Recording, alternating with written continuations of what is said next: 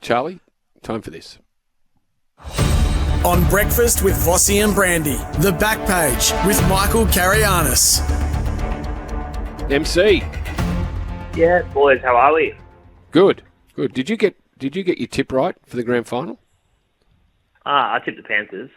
Yeah. Oh, well, you got it right. I don't think I got them. No, yeah. I got the Panthers right. Yep.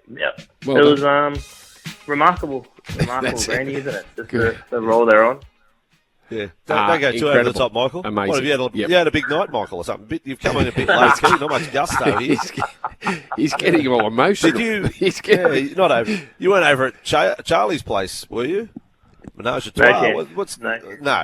No. This one, by the way, just for texting the show this week, you could win 2 tickets to a Sydney Kings match. Edgewater Homes buy with confidence. I know you have topics you'd like to discuss, but let Jack kick off the segment. He says, Brandy or Vossy, can you ask Michael C. any news on potential signings for the Eels for 2025? Sure, well, they've already been busy, Jack. They have already been busy. Zach Lomax, they got in early with him, and Yongi from the Panthers. But with the loss of Regan Campbell-Gillard, what's happening in the forward pack with Parramatta? And don't forget Jack Williams, boys. That's probably the one. Jack Williams, yes.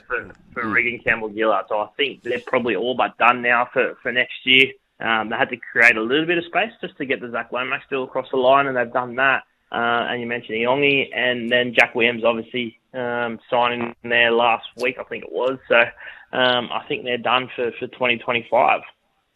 Is there a hook that they were looking though? Were they chasing? Are they going with what they've got? Lussick and Hands? What was that? With Hands? For the hooker, at the hooking position at Parramatta. They were linked to Jaden Brayley. Yes, but I don't that's think right. that's going to happen now because, I think they're just going to stick with Hands and Lussick's there, but I think Lussick was told that he could move on. So there was a few others, Mike Acevo and Lussick and those guys. If they do move on, then that might open up the door for a little bit more movement. Yeah, they're a bit short for a hooker, aren't they? If so. Lussick does leave, they'll need someone else. Liam Martin out of the Kangaroos. Yeah, blow for Liam Martin off the back of his Clive Churchill medal. He won't be playing for the Kangaroos. It gives Hudson Young an opportunity to make his test debut. So he comes into the squad, and just looking at that Kangaroo squad, boys, I reckon they're forward short. When you sit there and break it down, they can only have 21, obviously, but interesting that they went for, Robson, Grant, Ben Hunt, and Matt Burton, I guess, in the squad as well. I probably would have carried an extra forward. I reckon they're forward short. So you reckon a back row is short or a middle short? Well, I'll probably they've got Mitch Barnett who can play both, so he's a bit of cover for that. But exactly, basically the forwards are going to have to play every game. Yeah. It's not a lot, Robson's right? the odd one. Right? We spoke about it the other day, and you don't want to take away from Robson's honour because he's been picked for Australia for the first time. And he had a good State of Origin series. He had a good year too. He did, but with Ben Hunt in the squad, and he'd be your bench player if you're starting. If he's not the starting halfback, Ben Hunt then is 14 to 17. Yep. So you don't need another hooker in the squad when you only play 2 games plus a final, do you? So Robson, or Burton might be the bench utility too. They've got Burton in the squad who can cover, every position in the back line. Yeah, I just think that the balance of the squad, and this is not obviously crack at Reece, right? It's just the balance of the squad. I think is just a little bit off. But they're not going on a tour, right? They're playing 2 tests and a final potentially. So it's not a stack of football. Okay, so Hudson Young comes in for Liam Martin. Jerome Luai, what's this delayed Tiger start? Yeah, with Jerome Luai opt-in to captain Samoa on that tour of England, it means he won't get back to Australia to train with the West Tigers until the new year, which obviously, the Tigers would love him there as soon as they can. He's got a delayed start anyway off the back of a grand final, so we won't get a chance to see Jerome in Tigers colours until next year, which is obviously a little bit of a blow for the Tigers to try and get those combinations right. Not just combinations, just the standards and leadership that they need to which will be set in the pre-season. So, but Jerome, good on him, has gone and elected to captain Samoa. Well, a lot of his other teammates have pulled out. So, he'll stay the course and captain his country. two-test tour there for the Samoans. And a reminder, the Tigers have their Player of the Year awards this Friday night. I'm hosting that one, black tie event in Sydney. Looking forward to that. The Tigers are this week. They will be the last team to have their awards. It's quite unusual. Wow. Get it over and done with, boys. Well, we'll make a big night of it. It's my job. I'll make it fun, Brandy. I'll get up there on stage. By the way, Michael, you've got more rugby league news, but we've been talking about Brandy's got a dress-up party, 70s theme this weekend. Question here from Bricktop. If MC went to a dress-up party, would he go as James Hooper? Good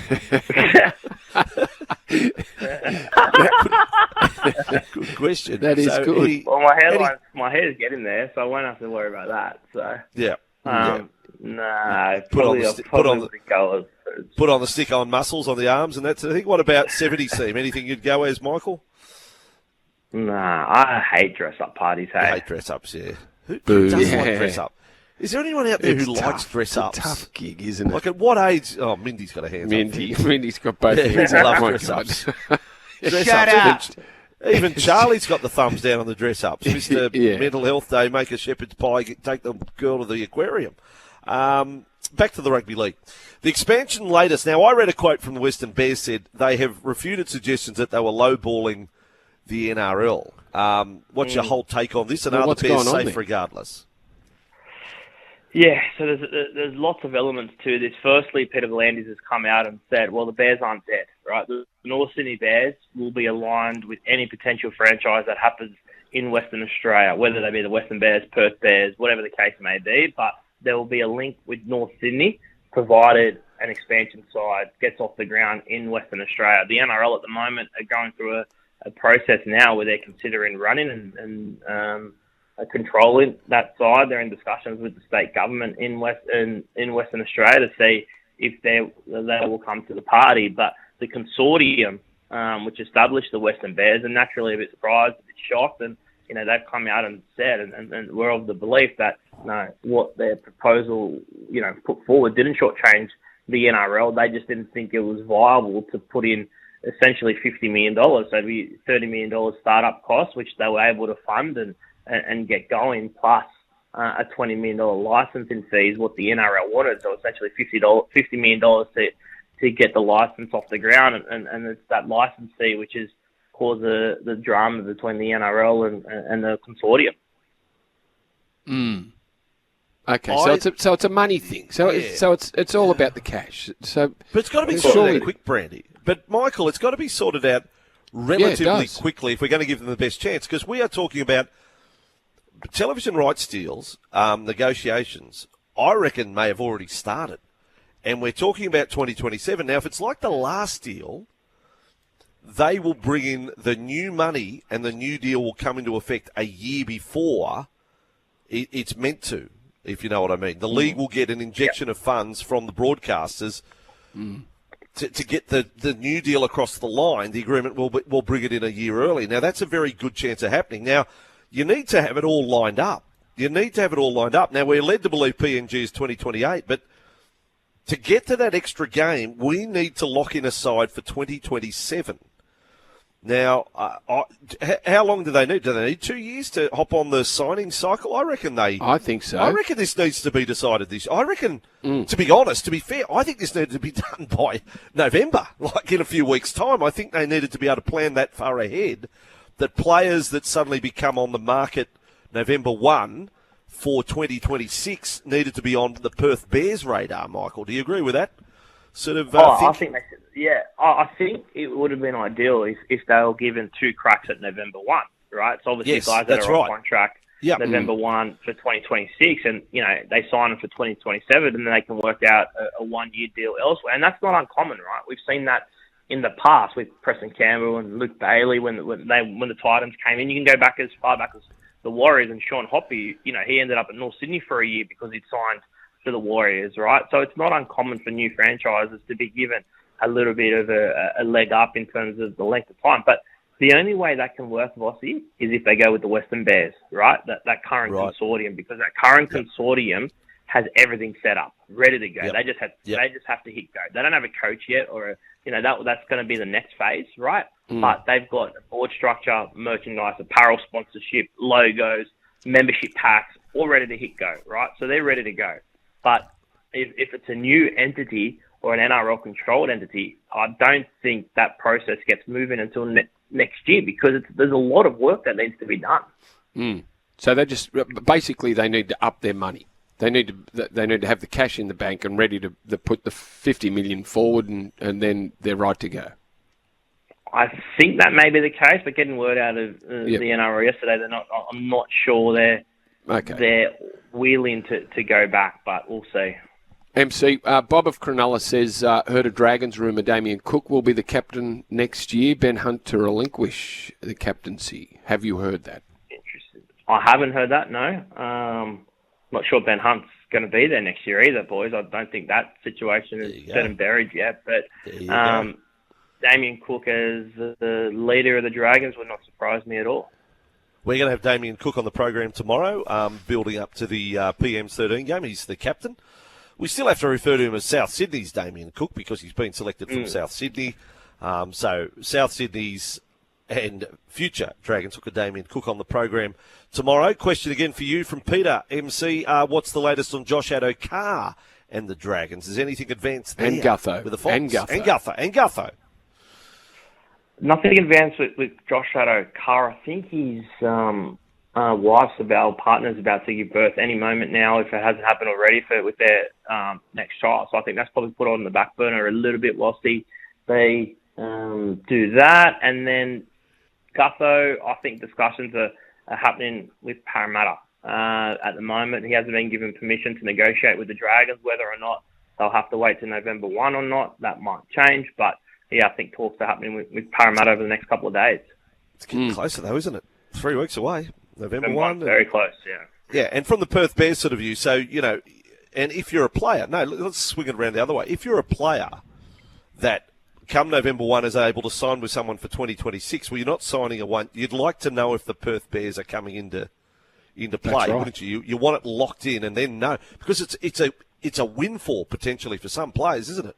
The scramble for marquee players for the Perth Bears, you could definitely get 25, 30% more money from the new club than what you would existing. So you want to know. Everyone wants to know. Yeah, where most marquee players have been tied down to their clubs, there's those that mightn't be right at the top of the tree in terms of marquee players that would get that sort of money. They'd get top money at a new club. That's right. But they need to know. All right, Michael, that's all we've got from you today. You picked it up. You started pretty flat, but you've bounced back nicely. Good. Thanks, boys, and I'll speak tomorrow. Well done, MC. But then he ends flat. He started flat, picked it up, then ends flat. I think he thought you were taking you were disingenuous. Well, it's been suggested, we took a call off air, could we get David Riccio's Go Well recorded? And that even though it's Michael Carayannis on the show, I don't think he needs off one. With David Riccio's. No, David Riccio's Go Well gets played at the end of the segment. Just to give it a little copyright. That's copyright stuff. That. It's not here, right? The Edgewater Homes text line, Andrew. Buy with confidence, Edgewater Homes. But just for texting the show this week, you could win 2 tickets to an Kings match. That's exciting.